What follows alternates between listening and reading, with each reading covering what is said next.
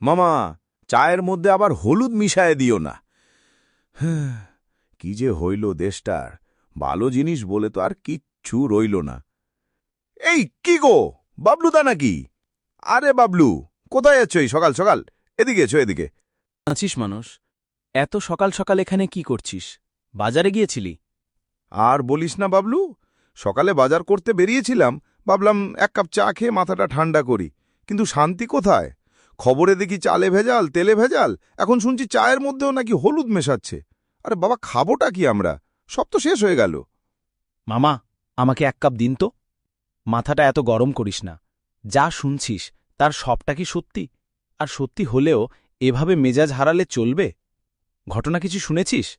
হুমায়ুন নাকি মদ খেয়ে মাতাল হয়ে পেট ম্যামের বাড়ির সামনে হইচই করেছে সারা রাত। বলিস কি?